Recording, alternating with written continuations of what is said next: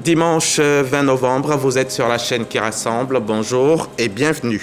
Ce dimanche donc va se clôturer la 18e édition du sommet de la francophonie à Djerba en Tunisie.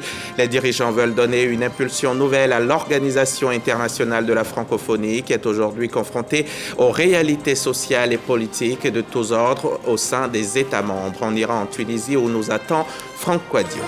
Le ministre de la Santé, de l'Hygiène publique et de la couverture maladie universelle, Pierre Demba, a procédé à Sakassou, dans la région de Gbeke, à la pose de la première pierre des travaux de rénovation de l'hôpital général. Il s'agit d'une maternité, d'un bâtiment incinérateur et d'un bloc énergie qui vont coûter 1,4 milliard de francs CFA. C'est le grand jour. La Coupe du Monde FIFA 2022 débute ce dimanche au Qatar. Le match d'ouverture opposant le pays hôte, le Qatar, donc, et l'Équateur se jouera à 16h temps universel. Le Cameroun, le Ghana, le Maroc, le Sénégal et la Tunisie sont les 5 qualifiés africains. Ils portent nos espoirs sur leurs épaules. Les organismes mandatés par les gouvernements pour gérer la branche retraite veulent lutter plus efficacement contre la précarité des personnes âgées. En décembre 2016, le Conseil des ministres de tutelle de la prévoyance sociale a décidé d'instituer tous les 2 ans l'organisation du Forum international sur la retraite. Un forum avec pour objectif de mener une réflexion commune sur la problématique de la branche retraite dans la zone Cyprès, la conférence interafricaine de la prévoyance sociale. L'édition 2022 vient de se tenir ici à Abidjan. Pendant 72 heures, les acteurs de la prévoyance sociale des 17 pays de la zone se sont réunis au Sofitel Abidjan Hôtel Ivoire.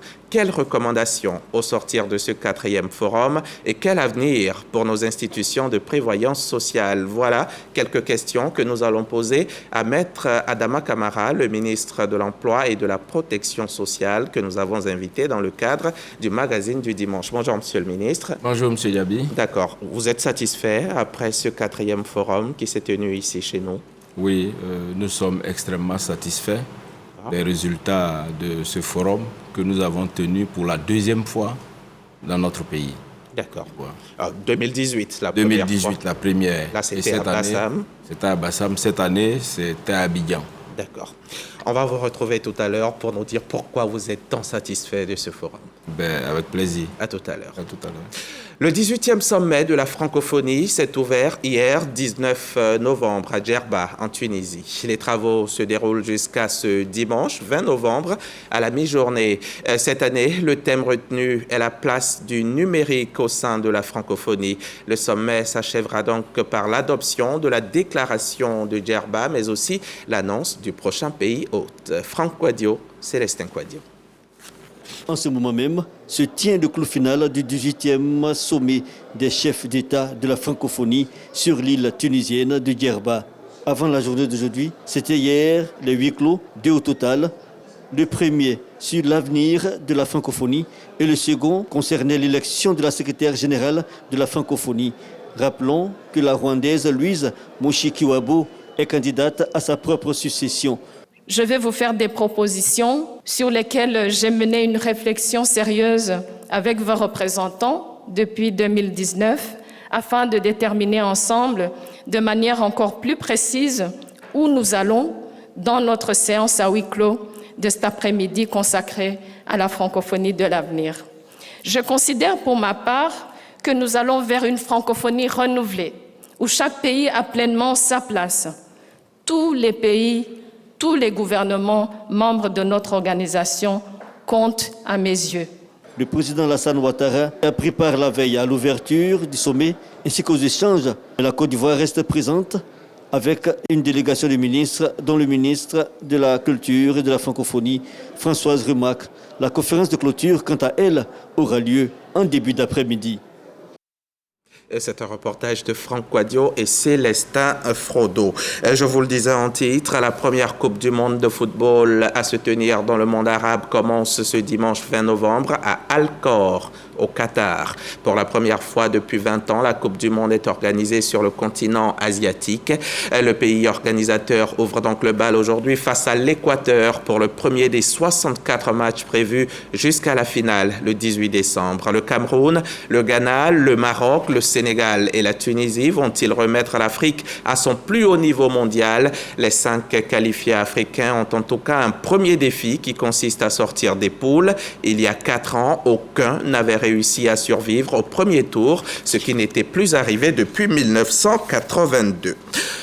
Le travail forcé des enfants est un risque présent dans la chaîne d'approvisionnement de cacao. Lorsque des enfants sont exploités dans la production de cacao, il s'agit d'un cas de traite d'êtres humains. Heureusement, la lutte contre le phénomène s'accentue et les enfants sont de plus en plus retirés des plantations. À Vavois, par exemple, plusieurs centaines d'entre eux bénéficient à nouveau du droit à l'éducation grâce à la première dame de Côte d'Ivoire et à l'ONG Save the Children. Corona Soro, RTI Boaké. Kwame Kro, campement de producteurs de cacao dans le département de Vavois. Alexis Kwadjo, chef de ce campement, sensibilise ces populations sur les droits des enfants. On parle des droits d'enfants, mais nous, on sait rien dans ces droits d'enfants-là. Donc, on utilisait nos enfants comme on voulait. On va au champ avec eux. Il y a eu un changement quand nous avons croisé une ONG, quand ils sont venus pour nous former concernant le droit des enfants. Nous avons pris l'engagement de ne plus forcer les enfants à faire ces travaux-là. Dans ces temps-ci, la place de nos enfants, c'est à l'école. À Kwame Kro, la lutte contre le travail des enfants porte des fruits. Les enfants ont désormais droit à l'éducation. Une école communautaire a été créée afin d'éviter que ces enfants parcourent les 7 km pour rallier l'école la plus proche. C'est une école communautaire. C'est nous-mêmes qui sommes débrouillés pour avoir cette école afin de maintenir nos enfants à l'école. Ces résultats sont à l'actif de la première dame, Dominique Ouattara, et des ONG. Ce véhicule draine, pour mettre fin à la main-d'œuvre juvénile, a mis en place des mécanismes. Mettre en place des activités génératrices de revenus qui vont concourir donc à faciliter la scolarisation des enfants. L'AVEC, on a décidé de mettre en place pour au moins nous soutenir. Pour les enfants, c'est par rapport à leur scolarité et puis leur santé aussi. On a fait l'association pour qu'on ait quelque chose pour soutenir les enfants à l'école. On a organisé ce groupe. Le jour où on va, c'est payant. Pour intensifier la sensibilisation sur la promotion des droits des enfants, des comités d'éveil sont installés dans les villages de campement. Les membres de ces comités sont formés par l'ONG Save the Children. Le message que je vais apporter aux parents, c'est pour aller dire à les parents d'arrêter de faire, d'arrêter d'amener les enfants au champ, d'arrêter d'être violents aux enfants. Depuis Kwame Kro, les populations ivoiriennes sont exhortées à introduire dans leur quotidien la promotion des droits des enfants. C'est depuis 1959 que la Journée mondiale de l'enfance a été instituée. Cette journée vise à mettre en lumière les enfants et toutes les actions pour promouvoir et protéger leurs droits. Le thème de l'édition 2022 est l'inclusion pour chaque enfant. Les enfants ont donc des droits et on se doit de les respecter. Et justement, ce 20 novembre marque la Journée mondiale de l'enfance. Journée créée en 1954 afin de promouvoir le respect et les droits des enfants. Et pour ce faire, un festival a été initié ici en Côte d'Ivoire. Je m'arrête là et Sayeo prend le relais. L'enfant est un être précieux de la cellule familiale. C'est pourquoi, depuis 1954, une journée mondiale lui est consacrée le 20 novembre de chaque année. En Côte d'Ivoire, l'ONG Jeunesse et Droits des enfants a initié un festival pour les égayer et mieux défendre leurs droits. Quand on parle de droits des enfants, on parle d'éducation. Et quand on parle d'éducation, on parle de culture littéraire. Et donc nous avons instauré dans les actions du Five un salon du livre pour pouvoir promouvoir la littérature auprès des enfants. Nous soutenons, c'est aussi les droits des enfants, aussi aujourd'hui dans cette journée mondiale de la protection de l'enfance. Et un des droits fondamentaux, c'est évidemment d'aller à l'école, de pouvoir éduquer, de pouvoir être pas maltraité. Et donc c'est pour ça que nous soutenons cette ONG. Le reclassement de la Côte d'Ivoire en catégorie 2, qui signifie que l'État de Côte d'Ivoire fournit assez d'efforts pour pouvoir éradiquer le phénomène, est une information importante qu'il fallait porter aux populations pour leur gouvernement et pour savoir que leur gouvernement travaille pour redorer l'image de la Côte d'Ivoire qui a été ternie par la situation du travail des enfants longtemps décriée. C'est le lieu de rappeler que l'édition 2022 de ce festival, qui s'est déroulée au centre pilote de Port-Boué les 18 et 19 novembre dernier, a eu pour thème lutte contre la violence et le travail des enfants. Après l'enfance, cette étape d'insouciance vienne la jeunesse et les responsabilités. Un emploi, par exemple, devient une priorité. Et dans ce sens-là, le gouvernement fait sa part à travers le ministère de la Promotion de la Jeunesse. Des dispositifs d'insertion sont créés au profit des jeunes. Ce sont notamment le PGDEC, C22 Emploi, le PADES ou des centres de formation mis en œuvre donc pour prendre en charge des dizaines de milliers de bénéficiaires. Tour d'horizon des acquis du département ministériel. Relativement aux chiffres du Bureau de coordination des programmes emploi, 126 milliards de francs CFA ont été mobilisés pour l'insertion effective de plus de 150 000 jeunes. Les perspectives pour l'année 2023 sont également prometteuses. Que ce soit sur le CE2D et sur le PGDEC, les résultats sont atteints. Depuis les phases initiales, depuis 2012 jusqu'à maintenant, toutes les phases, on a plus de 100%. La première phase du PGDEC, c'est 121, CE2D 104. C'est ce qui fait qu'on a des financements additionnels. Le seul programme qui n'a pas démarré, c'est les chantiers écoles. Ce sont des jeunes qu'on doit mettre auprès des chantiers pour apprendre les métiers des travaux publics du bâtiment, qu'on va démarrer incessamment. 4 000 jeunes ont été formés dans 6 corps de métiers au sein de 5 centres de services civiques. 14 autres centres seront construits. Pour les journalistes conviés à cette rencontre d'information, beaucoup a été fait. Il était bon que nous qui sommes les relayeurs d'information, que nous soyons outillés pour qu'on puisse évidemment donner la bonne information aux populations, parce que bien souvent, la communication aussi, les gens n'ont pas trop d'informations sur ce que fait notamment le gouvernement pour accompagner la jeunesse. En sortant d'ici, je vais surtout pouvoir dire qu'il y a un certain nombre de choses qui sont prévues pour 2023, parce que moi je regarde devant. Et ça me permet d'aiguillonner un petit peu, et moi et mes correspondants, pour leur dire qu'il y a des choses qui sont prévues. Allez voir sur le terrain ce qui est prévu et allez voir si effectivement c'est mis en place et surtout si c'est efficace pour les uns et si ça peut être multiplié dans d'autres régions de la Côte d'Ivoire. Le représentant du ministre de la Promotion de la Jeunesse, de l'Insertion professionnelle et du service civique exhorte les hommes de médias à continuer de mettre en lumière les initiatives du gouvernement visant l'insertion socio-professionnelle des jeunes. Mesdames et messieurs, hommes des médias, 2022 s'achève. Au cours de l'année 2023, les défis seront énormes. Nous comptons poursuivre la création d'opportunités pour nos jeunes et la transformation de ces jeunes en leur inculquant des valeurs citoyennes et civiques. Vous avez été toujours avec nous dans cette noble et exaltante mission. Nous comptons sur vous pour continuer d'informer juste et de sensibiliser nos jeunes. Le forum de lancement officiel du PGDEC 3 sera couplé à la 4e édition de l'entrepreneuriat féminin les 28 et 29 novembre prochains. Merci à vous, Walter Amadou Ouattara. On en vient à cet autre secteur qui emploie aussi beaucoup de jeunes. Ce sont les ressources halieutiques. Et pour cela, je vous emmène à Jacquesville, à quelques 60 km d'Abidjan.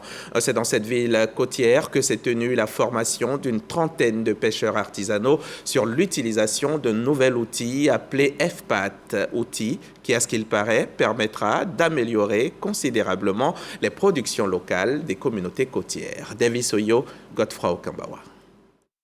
Surexploitation des stocks halieutiques, mauvaise gestion des ressources et manque de données fiables dans la filière de la pêche artisanale. Autant de difficultés qui fragilisent le secteur. Dans le but de combler ces insuffisances et améliorer la production, les acteurs du monde de la pêche artisanale sont instruits sur l'utilisation du FPAT, un outil d'évaluation de la performance des pêches. Ça va permettre d'améliorer d'abord, de manière générale, les conditions de vie des communautés de pêche. Ça va améliorer la gouvernance des pêches, donc une meilleure durabilité des pêches. Donc les bénéfices sont nombreux. Donc on participe de manière générale aussi à la sécurité alimentaire parce que le fait si on renforce la chaîne de valeur, évidemment on réduit tout ce qui est perte post-capture, on améliore la qualité des produits parce que ça renforce aussi les conditions de vie des communautés parce qu'elles peuvent avoir plus de revenus. Cette formation, initiée par l'Organisation des Nations Unies pour l'agriculture et l'alimentation FAO, est la 3e du genre après celle du Sénégal et du Cap-Vert. 2 nations dont les acteurs partagent les mêmes difficultés. Nous faisons le maraîchage, en même temps nous faisons la transformation. Dans le maraîchage, aujourd'hui, dans ces dernières années, on voit que le poisson diminue. Avant, on faisait la pêche au moins 5 mois dans l'année. Mais on a vu dans ces dernières années que la pêche dure seulement que 3 mois. Pourquoi? Parce que le poisson, on ne gagne plus le poisson. Donc, cet outil, dans le contexte de la production, ça peut nous arranger. Parce qu'ils parlent du mangrove. Si on ne coupe plus les mangroves, les poissons vont se reproduire. La formation de ces acteurs et experts de la filière pêche est le fruit du projet Initiative Pêche Côtière, IPC.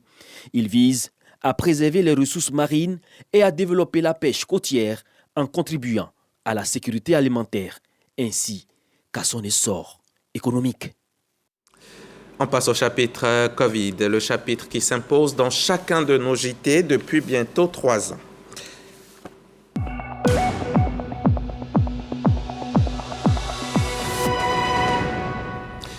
Depuis mars 2020, le coronavirus a touché en Côte d'Ivoire 87 870 personnes avec 830 décès et 13 cas actifs.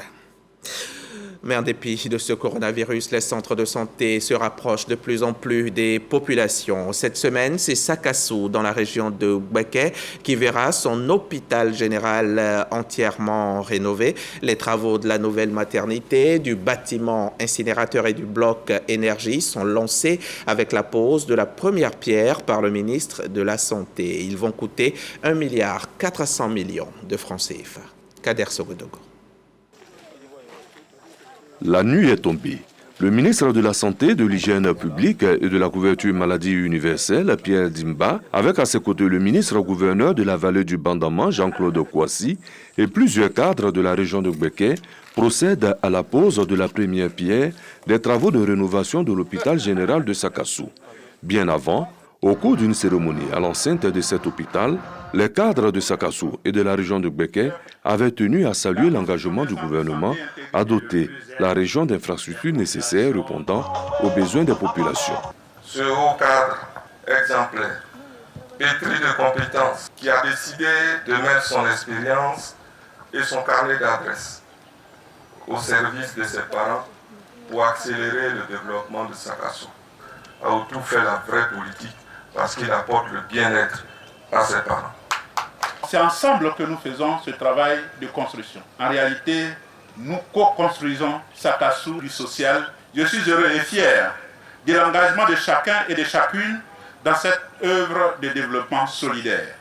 Je voudrais saisir l'heureuse occasion de cette cérémonie pour exprimer notre reconnaissance et toute notre gratitude à tous nos bienfaiteurs, avec à leur tête le président de la République, son Excellence, M. Alassane Ouattara. 1,4 milliard de francs CFA pour un bâtiment maternité, un bâtiment incinérateur et un bloc énergie. Pierre Dimba, au nom du gouvernement, se présente à Sakassou comme un soldat du bien-être sanitaire.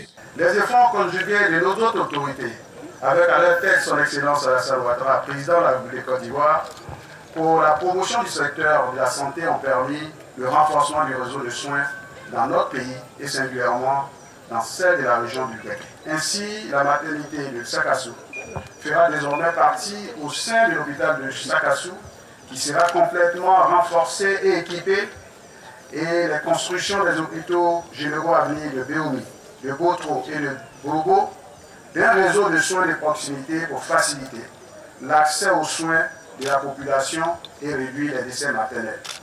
Avant la fin des travaux prévus pour le premier trimestre 2023, Pierre Dimba a remis, au nom du président de la République Alassane Ouattara, les clés d'une ambulance médicalisée et du matériel sanitaire pour renforcer le plateau technique de l'hôpital général de Sakassou. Et parlant de rénovation, l'Institut pour la promotion des aveugles ici à Abidjan vient d'en bénéficier également. L'INIPA a non seulement reçu des équipements, des ordinateurs adaptés aux personnes non-voyantes, mais l'aire de jeu de l'école maternelle de l'Institut a également été réhabilitée pour le bonheur des enfants. Le tout par les bons soins de la Fondation Cœur et Cœur. Reportage Khalil Diomandé, Mamadou Kwasi. Une salle informatique toute neuve, dotée de 25 ordinateurs de dernière génération, adaptés aux personnes non-voyantes. Nous sommes à l'Institut national ivoirien pour la promotion des aveugles, INIPA, un don de la Fondation Cœur et Cœur. Je dis merci à la Fondation de nous avoir envoyé ces ordinateurs pour que nous puissions apprendre l'informatique. À ces outils informatiques s'ajoute la rénovation de l'aire de jeu de l'école maternelle. Le tout pour une enveloppe de plus de 15 millions de francs CFA. Les tout-petits contemplent déjà leur nouvel univers. Nous avons cherché pendant des années. Et cette année, nous avons des ordinateurs. Nous avons une aire de jeu pour les enfants de la maternelle. Nous ne pouvons qu'être satisfaits. Ces jeux seront très bien entretenus, y compris les ordinateurs qui vont nous permettre de travailler. Voir ces visages rayonnants de bonheur est un sentiment d'accomplissement pour Marietta Kassi, présidente de la Fondation Cœur et Cœur. Elle qui a fait de l'humanitaire un sacerdoce. Vous savez, on a tous plus ou moins des parents qui ont vécu ce handicap-là. Et nous nous sommes rendus compte qu'il y avait un besoin en matériel informatique pour leur permettre d'avoir les rudiments nécessaires à leur formation. Et donc de pouvoir apporter une solution à des personnes qui en ont besoin à ce niveau-là, c'est une grande satisfaction que j'en tire. Créée en 2012, la Fondation Cœur et Cœur a pour mission de favoriser l'insertion socio-économique des personnes défavorisées par l'auto-emploi, d'œuvrer à l'amélioration du statut social et du cadre de vie des couches démunies et apporter assistance aux personnes vulnérables souffrant de maladies graves.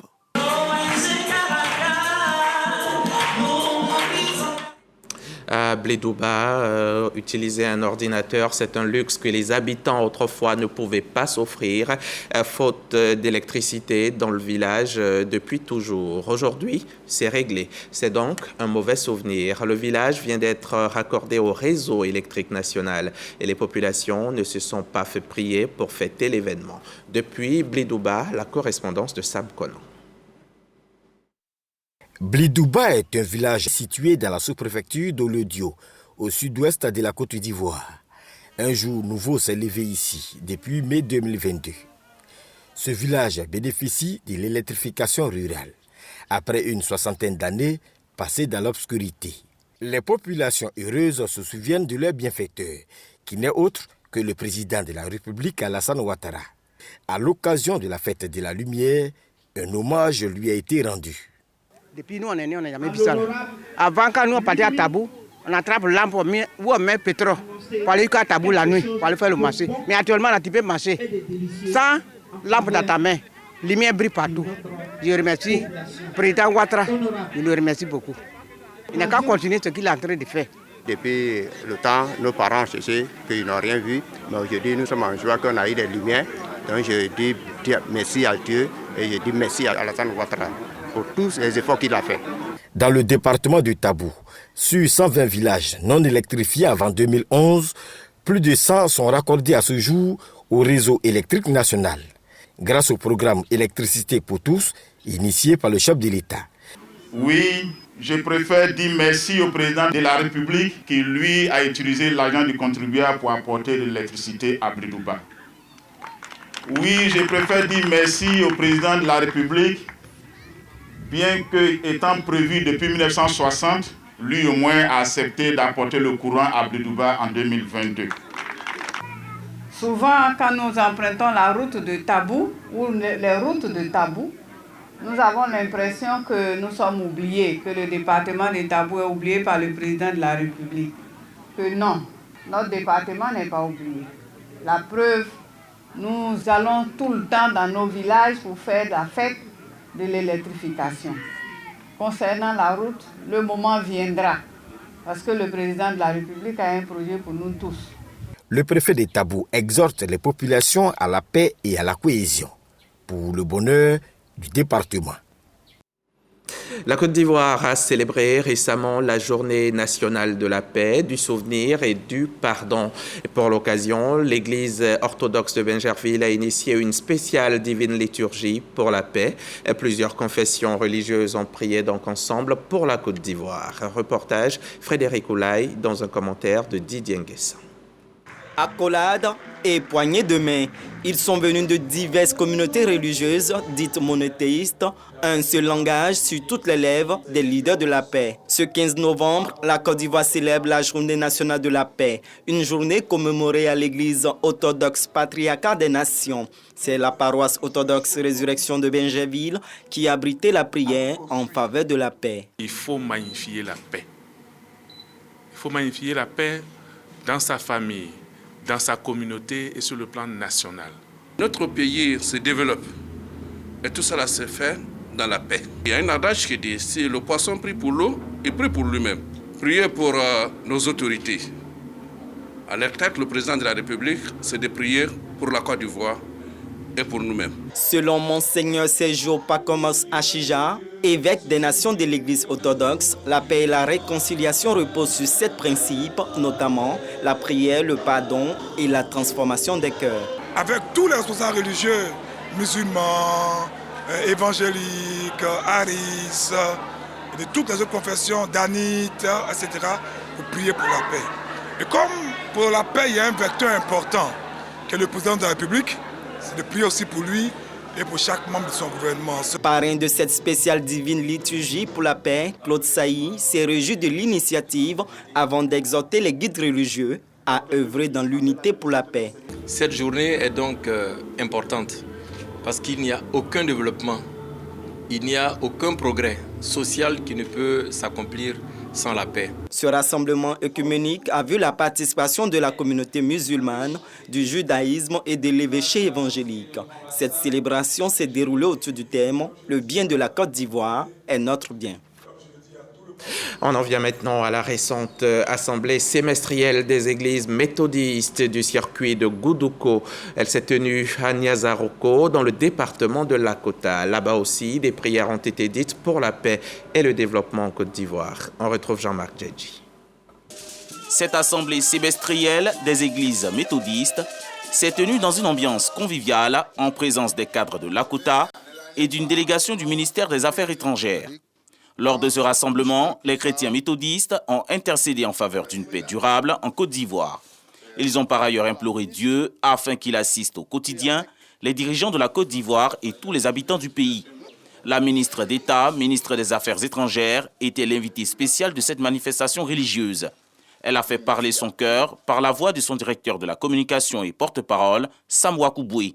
Au nom de la ministre Kandia Kamara, Sam Wakouboué a fait don d'un ordinateur de bureau, une imprimante multifonction, un téléphone et un appui financier à cette communauté religieuse. C'est un acte de générosité, mais au-delà de cela, c'est un témoignage de cohésion sociale et de vivre ensemble que la ministre d'État partage ainsi avec la communauté méthodiste, témoignant ainsi du fait que la Côte d'Ivoire doit être rassemblée, la Côte d'Ivoire doit être unie, et tous les enfants doivent être solidaires dans l'accompagnement des actions du gouvernement du président de la République. Au nom des bénéficiaires, le surintendant délégué du district méthodiste de Lakota, le pasteur Claude Latte, a salué cet acte de générosité de la ministre d'État. Des prières ont été dites en faveur de la donatrice. Pendant ce temps, à la paroisse Saint-Paul-des-Lauriers à Cocody-Riviera, les paroissiens découvraient leur tout nouveau curé en la personne de l'abbé Vincent Zebo-Kwaku. Il a prêté serment, s'engageant pleinement au service de l'Église. On retrouve Frédéric Oulaye et Didier Nguessan.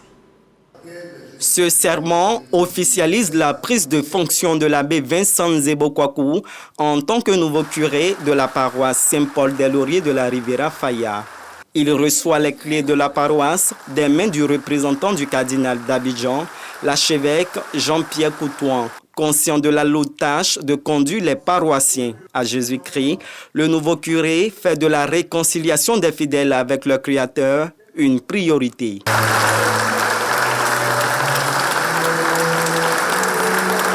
Vincent Nzebo-Kwaku est le 3e curé de la paroisse Saint-Paul-des-Lauriers de Faya. Il a reçu des dons en espèces et en nature, mais il bénéficie également du soutien des paroissiens et du conseil paroissial en vue de la réussite de son ministère. Un peu plus de 400 000 électeurs sont appelés aux urnes ce dimanche en Guinée équatoriale, pays pétrolier d'Afrique centrale, pour les élections présidentielles, législatives, sénatoriales et municipales. Et pour la présidentielle, Teodoro Obiang Nguema, au pouvoir depuis 43 ans, brigue un 6e mandat. Il détient déjà le record du monde de longévité pour un chef d'État hors monarchie, encore en exercice. Arrivé au pouvoir par un coup d'État en 1979, à la dernière présidentielle en 2016, il l'a emporté avec près de 94% des voix. Et voilà qui nous emmène au magazine du dimanche. Notre invité est de retour. Il nous a rejoint en plateau. Merci, Monsieur le ministre. Maître Adama Camara, ministre donc de l'Emploi et de la Protection sociale. Je vous propose, Monsieur le ministre, qu'on suive cet élément vidéo. Question juste de planter le décor. Puis, on reviendra pour en parler pendant un quart d'heure. Merci, M. Yabi. Les États membres de la Conférence interafricaine de la prévoyance sociale veulent une meilleure couverture sociale des populations dans la zone Cyprès, forte de 17 pays. Le forum a surtout pris 3 grandes recommandations, parmi lesquelles on peut citer la nécessité d'améliorer la gouvernance de nos institutions, d'optimiser les investissements en faisant appel aux produits du marché en vue de permettre d'atteindre des taux de couverture importants, et il a été souligné la nécessité de procéder à des revalorisations périodiques de leurs pensions. Ce 4e forum international sur la retraite a été l'occasion de sensibiliser les acteurs de la gouvernance sur leur rôle dans l'équilibre financier à long terme de la retraite. Le ministre de l'Emploi et de la Protection sociale, Maître Adama Camara, a marqué l'intérêt de l'État de Côte d'Ivoire sur le sujet au plus haut niveau. 243 participants à ce 4e forum international. Plusieurs ministres de la zone Cyprès ont rehaussé de leur présence ces assises. Merci à vous, Serge Coléa, et votre caméraman Ulrich Adongon. Monsieur le ministre, comment se portent nos institutions de prévoyance sociale? Écoutez, en Côte d'Ivoire, nous avons la chance d'avoir 3 institutions de prévoyance sociale. Une qui s'occupe spécifiquement de la couverture du risque maladie, qui est la Caisse d'assurance maladie universelle. Ce n'est pas celle qui nous amène sur le plateau. Et les 2 autres, c'est la SEGRAE. Elle s'occupe de la couverture du risque vieillesse des fonctionnaires et agents de l'État de Côte d'Ivoire, et la CNPS pour le secteur privé formel et informel. Je peux vous assurer que toutes les 3 caisses financièrement se portent bien, et elles se portent très bien. Très bien. Oui. D'accord. Donc les retraités peuvent dormir tranquilles. Oui, et les mots sont pesés et choisis. D'accord. Comment cette embellie a pu être possible, Monsieur le ministre, quand on sait qu'il n'y a pas très longtemps, ces entreprises-là, ces institutions connaissaient plutôt un déficit? Effectivement, déjà en 2011, toutes ces institutions, avant que le président de la République n'ait procédé aux réformes structurelles, étaient en situation de déficit chronique. Et avec les réformes opérées par le président de la République en 2012, ces institutions de prévoyance sociale ont renoué avec les excédents de gestion. Et pour que ces institutions renouent avec les excédents de gestion, il a fallu faire des réformes structurelles paramétriques. Et au nombre de ces réformes, vous avez la première qui a consisté à améliorer la gouvernance de ces institutions de prévoyance sociale afin qu'elles soient outillées pour pouvoir réaliser des excédents de gestion.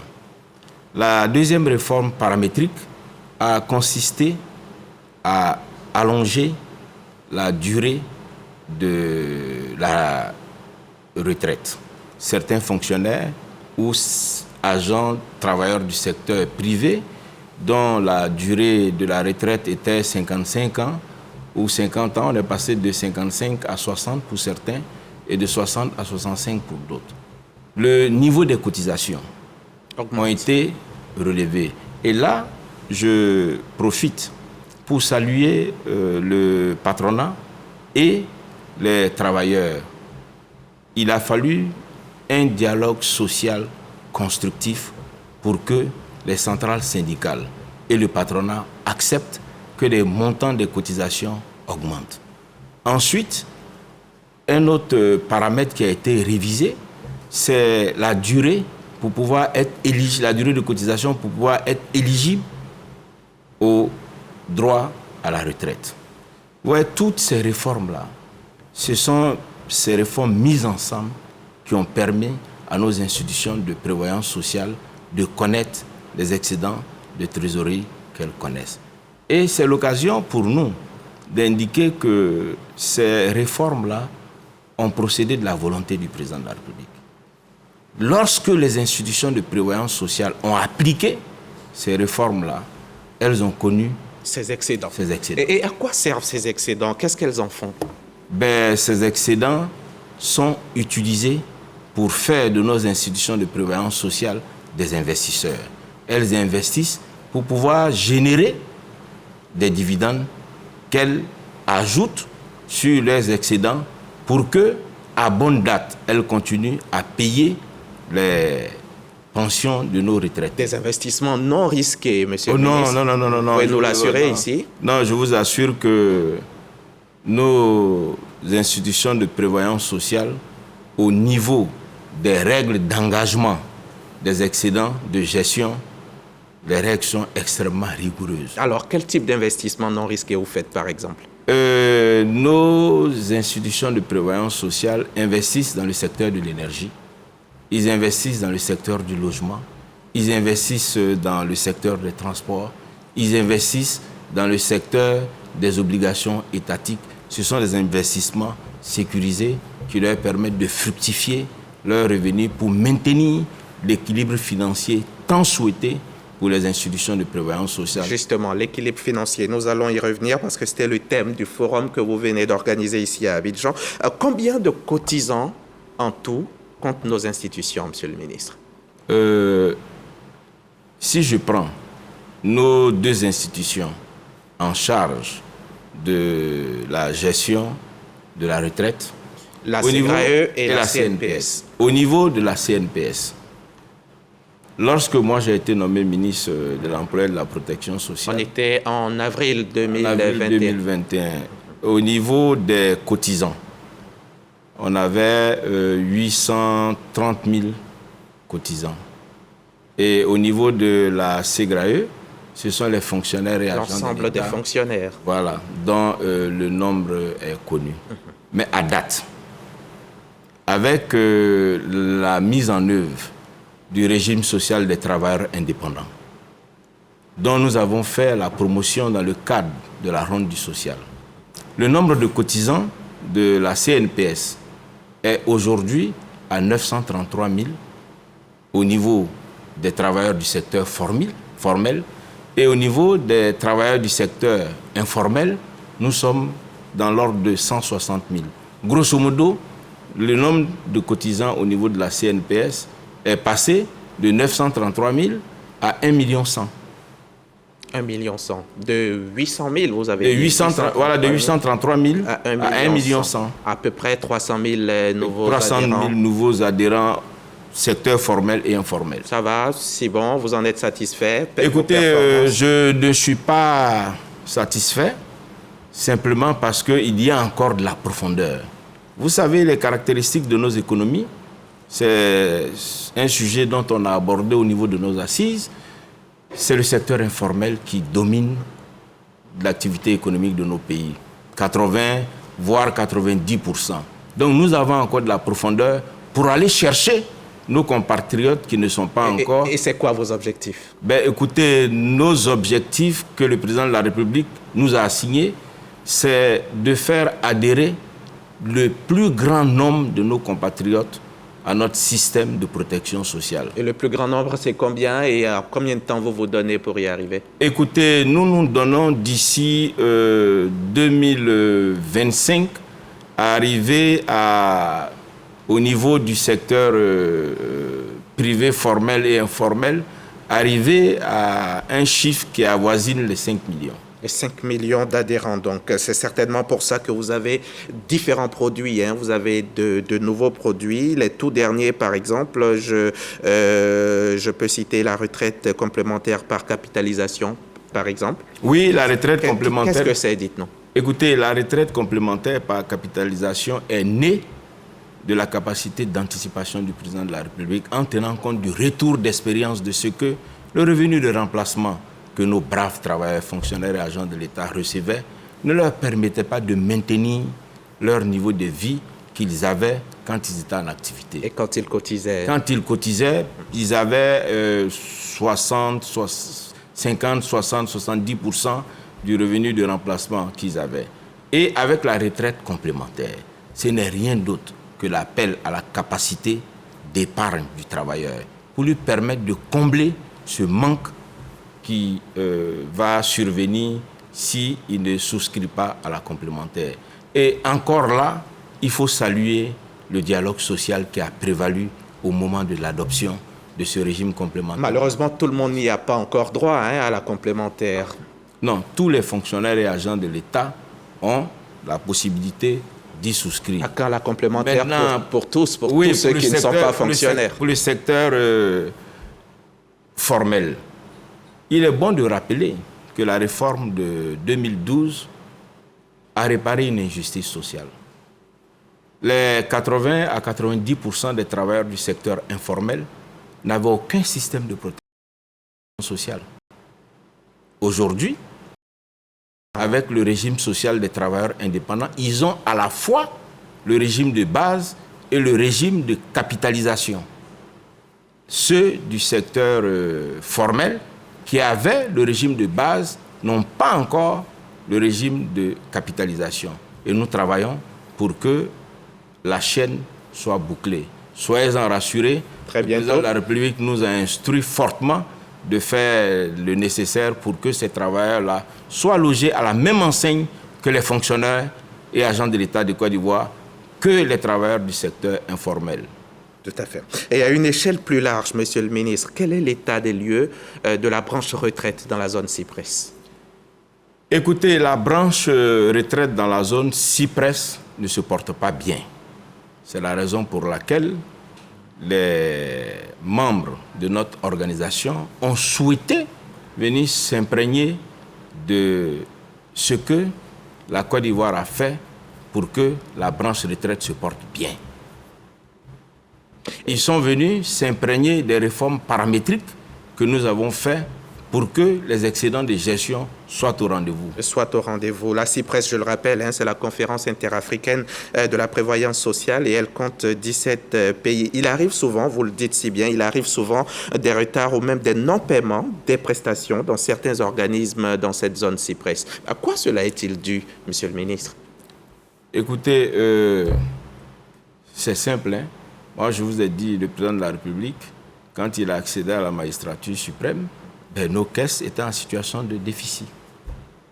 Les réformes paramétriques que le président de la République a appliquées à nos institutions de prévoyance sociale, pour reprendre une expression, comme on le dit à Yopougon ou à Bobo, qui émane d'une célèbre chroniqueuse, mais la santé financière de nos institutions de prévoyance sociale a fait bim.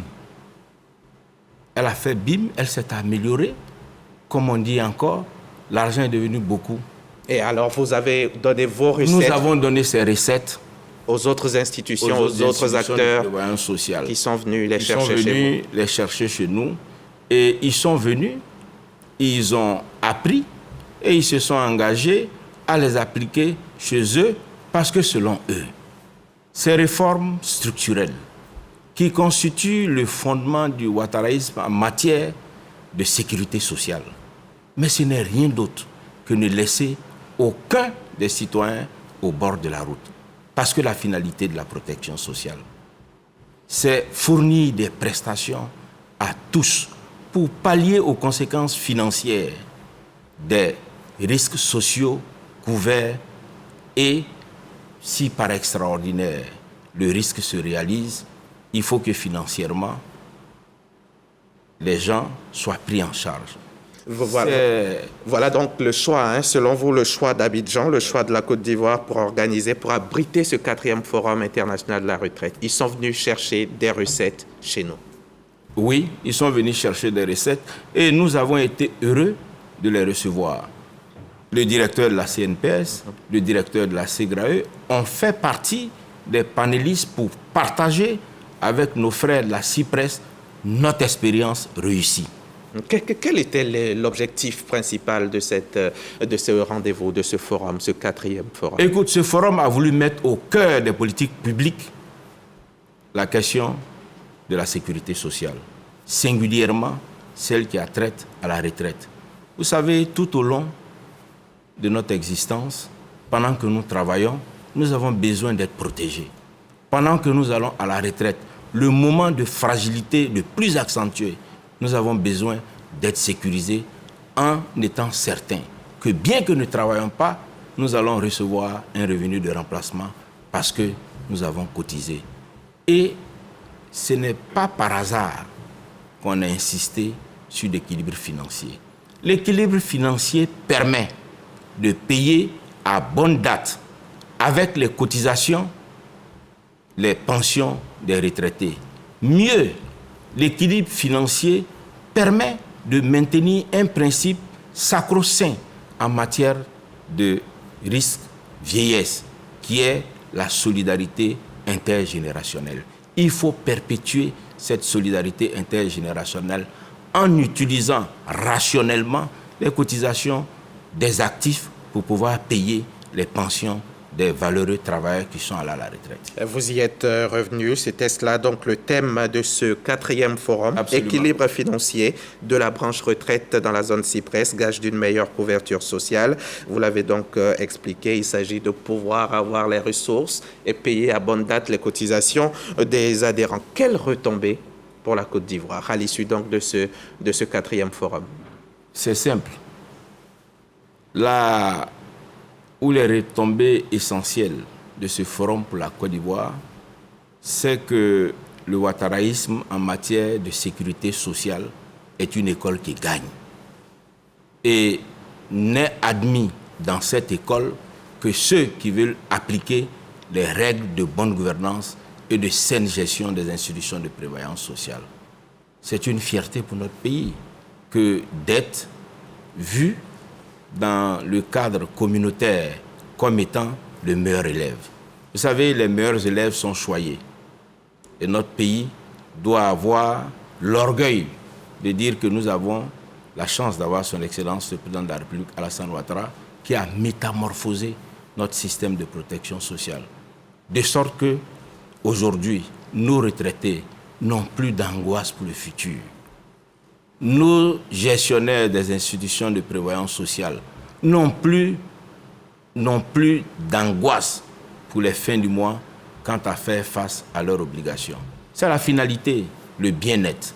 Et c'est un facteur de paix et de stabilité pour un pays. Et c'est ce que notre pays a exporté. Déjà, ouattaraïsme, qu'est-ce que c'est? C'est un courant, une philosophie? Ah, c'est une philosophie, c'est un humanisme en matière de protection sociale. D'accord. Et que retenir de ce forum, Monsieur le ministre? Quelles sont les principales recommandations à l'issue de ce 4e forum? Écoutez, à l'issue de ce forum, nous nous sommes tous accordés pour dire que dans nos pays respectifs, il faut que nous nous approprions le constat selon lequel le secteur informel, qui représente 80 voire 90% du tissu économique, n'est pas encore assuré dans une proportion acceptable. La Côte d'Ivoire a la chance d'avoir un instrument juridique qui le permet. Mais certains pays de la CIPRES ne l'ont pas encore. Une des raisons pour laquelle ils sont venus s'imprégner. Ils sont venus s'imprégner de ce que nous faisons pour faire assurer toute cette population qui ne doit pas être laissée de côté. Ce qu'il faut encore retenir de ce forum, c'est aujourd'hui la gestion de nos organismes de protection sociale, la bonne gouvernance, l'anticipation, surtout celles qui réalisent des excédents de gestion le placement de ces excédents de gestion pour pouvoir générer des dividendes à ajouter sur les cotisations est un métier. Et ce métier-là commande qu'au sein de ces institutions de prévoyance sociale-là, il y ait des divisions gérées par des hommes aguerris à ce corps de métier-là. Nous nous sommes tous mis d'accord sur ça et je pense que c'est l'occasion pour moi de féliciter nos deux directeurs que sont M. Berthet et M. Kouassi de la CNPS. Dans les enseignements du président de la République, ils ont fait l'instauration au sein de leurs institutions de prévoyance sociale, ces structures qui leur permettent de réaliser de bons résultats aujourd'hui. Et il a été aussi question de chercher à mobiliser d'autres ressources additionnelles pour stabiliser financièrement la branche. La Côte d'Ivoire est donc... Oui, il y a eu le débat.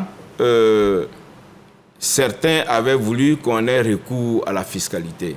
Mais nous, on leur a dit que chez nous, en Côte d'Ivoire, nous n'avons pas eu recours à la fiscalité.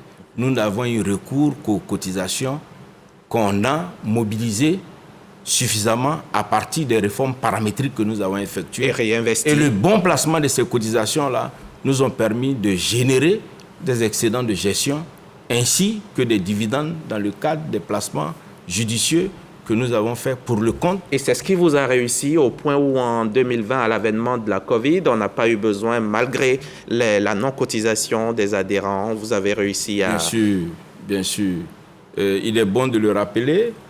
Lors de la survenance de la Covid, à juste titre, nos retraités étaient angoissés parce que si nos institutions de prévoyance sociale n'avaient pas cette résilience face au choc extérieur, elles n'auraient pas permis, en dépit du fait que les entreprises aient été soulagées du paiement des cotisations sociales et les institutions de prévoyance sociale ont continué à payer les pensions de nos braves retraités.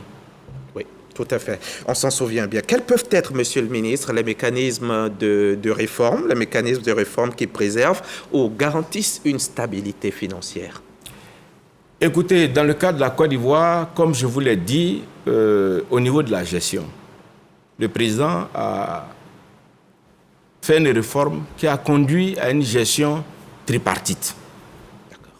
Les travailleurs, le patronat et l'État sont associés dans la gestion des institutions de prévoyance sociale. Chacun surveille l'autre.